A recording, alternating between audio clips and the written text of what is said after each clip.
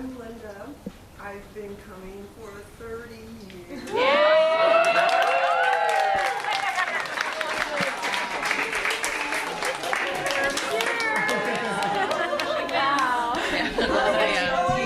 When Gabriel came to Chicago, there was one other yoga teacher that I recall, and she told me she didn't have anything else to teach me. And then the yoga circle came, and now I know it's infinite. So I'm going to be here the next 30 years.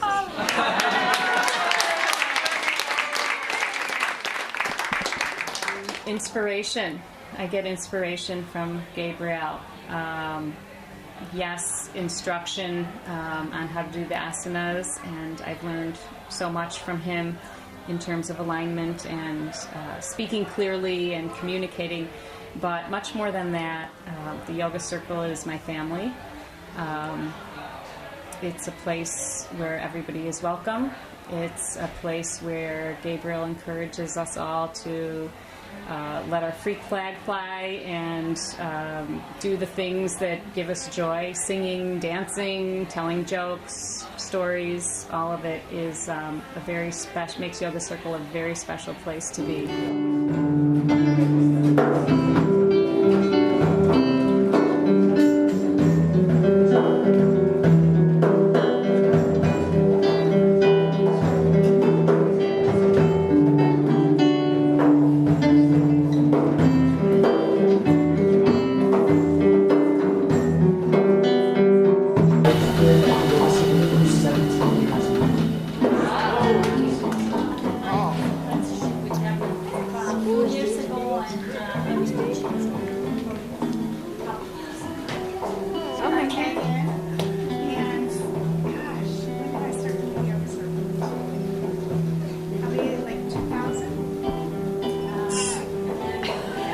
I'm Ellen, and I've been here about 18 years. Selflessly teaching the Friday morning 7 a.m. class.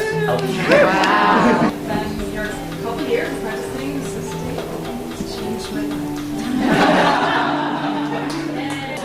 So I've been here since 1998. On and off, coming back because he's the best. The best, he's the best.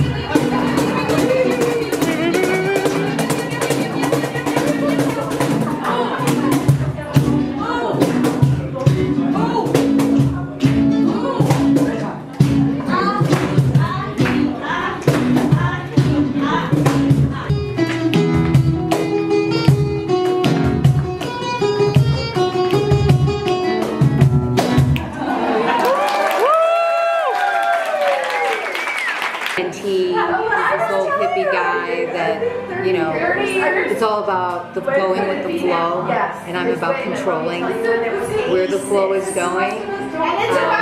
But that's been a really great compliment, even though it's difficult at times, because I am attracted to that about it. But I think one of the key things I want to say about Gabriel and the Yoga Circle is that Gabriel never talks about the Yoga Circle as his. It's the Yoga Circle. I'm going to the Yoga Circle. I have some Yoga Circle business. For him, it was always about creating a community. He doesn't see it's his Yoga Circle. It is this community. And because I'm the business person in the family, and people always think, oh, I'm really involved in the business side, and I can't be, because from a business side, this does not make any sense. It really doesn't. But for him, when he's asked me my advice, and he hears this answer he doesn't want to hear, he says it's not about that, it's about creating a community. And so I feel like, well, then that's, if you're meeting your objective, then that's great. Right? So I think that's really kind of a key thing, that he doesn't see this as his, he sees it as a community. And kind of part, again, that kind of hippie background, right? I lived in a commune in Tennessee, and, you know, it was always about a group of people doing something together. Ultimately, the responsibility falls on him. He's responsible, right? His name is the one on the lease, but as far as this, as a business, it's not a business for him, right? It's a community, and it makes sense.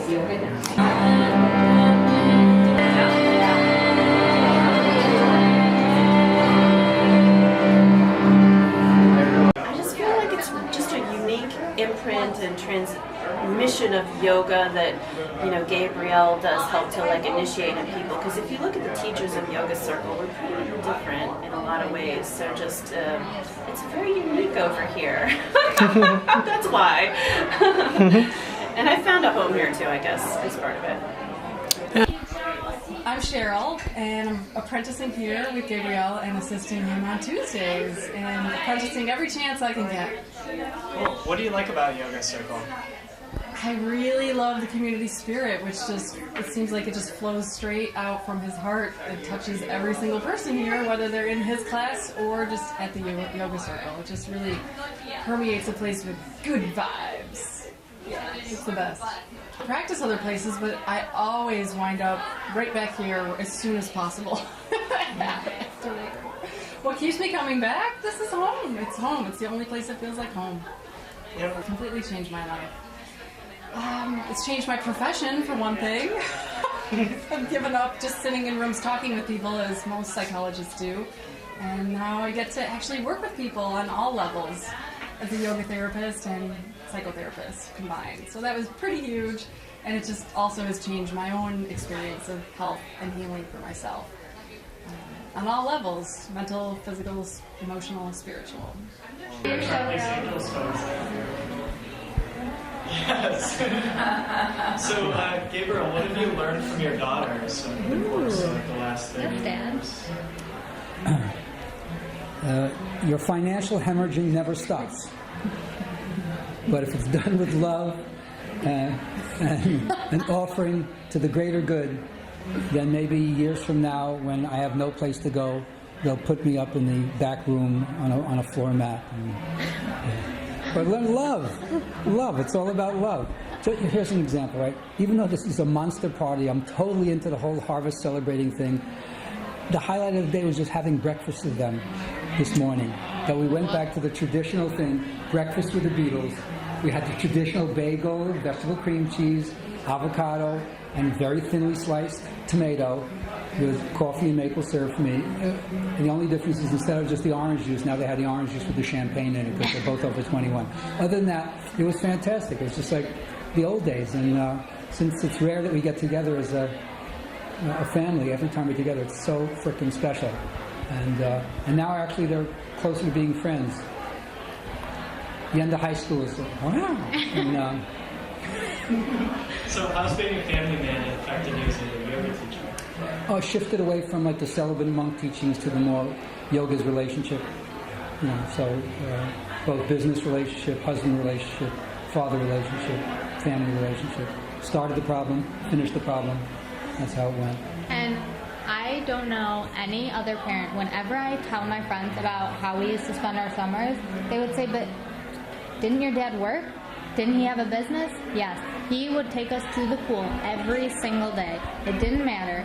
He made sure that he could spend his time with us, and that time will always be cherished.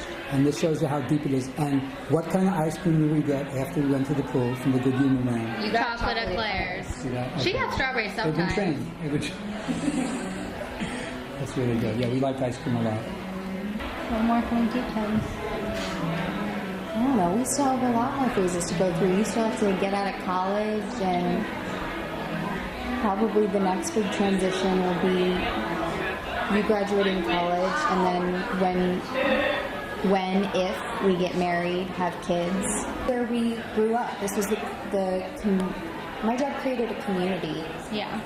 that we were raised in, and all the people who taught here and were apprentices and students, especially when we were growing up, were people who babysat for us and took care of us. And Would just climb on that and play on that, and all over this room it would always be, Dad was teaching this in is that our room, playground. and he would just say, This is our okay, you guys playground. can be in that room, and oh, yeah.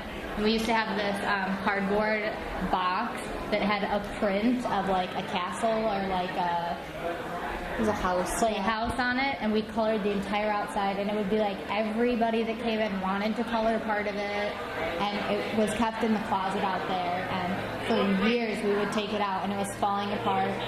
The skeleton that's in there, we were talking about how we've broken so many pieces of that skeleton over the years from We just used to messing go with it. forts with all the props, and yeah, we would turn these rooms into crazy things and then make my dad clean them up.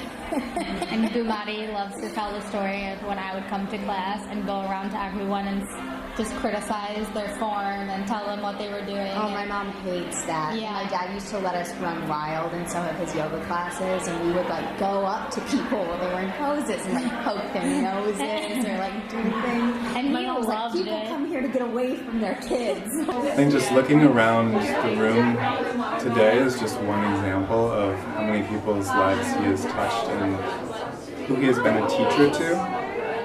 I think his teaching legacy will live on in all of the students that he's taught and all of the teachers that he's helped mentor and helped grow. That will continue to live on. And the community that he's created. I aspire to be as great as he is in those areas. And he has a lot left to teach. And I look forward to learning more. He's pretty much always off in his own world, and getting his attention is impossible, and keeping his attention is impossible. We love to joke around about him because he's never listening and forgets everything. We give him a very hard time, and he keeps a fantastic attitude living with 3 women, so he is just great because he puts up with us after everything, and no matter how mean we are or sassy we are, I'm the sassiest, he'll tell you that. He just smiles at us and laughs it off. So, that's my dad. Well, I've learned a lot of things from him, just his patience, especially just the older I get, the more I understand it, and I was a crazy child and never sat still, always talking, always moving, getting on everyone's nerve, and he never lost his temper with me ever, and I don't know how that happened, and I'm going into education, working with young children, and I just always try and channel him and his peace and his energy and his love, and that's what I draw from. He has inspired me so much in my field, and yeah. And you guys must do yoga all the time. And I would always say to them, it's like the preacher's daughter is a wild child. We have him, he's a great resource, so we obviously never use him. But it is definitely comical to see my dad and his family in everyday life, and how things seem to just go in one ear and out the other, or how you can be having a conversation with him and he doesn't seem to hear anything that you've said to him. My dad answers any questions or anything I have about it, but I kind of like that he's letting it become my own experience, and he's letting me explore it and discover it for myself and not try to push his experience of it on me, but he has so much to share with me about it if I want to ask him, and I do. My dad said we should call you. I got this thing. My dad's the best. He's the best dad in the world. I don't care what anybody else says. He was made to be a dad. He's just the best. Now I live in New York City and I'm pursuing my dream as a musical theater performer. So Awesome. So that changed my life. So I started practicing when I was a small child.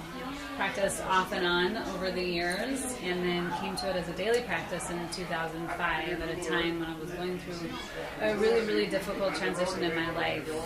And so I just can't even begin to explain how it helped change my life, but it really, really helped me get through some challenging times. And as I continue to practice not only the asanas, but also pranayama, meditation, and the philosophy, my life continues to evolve.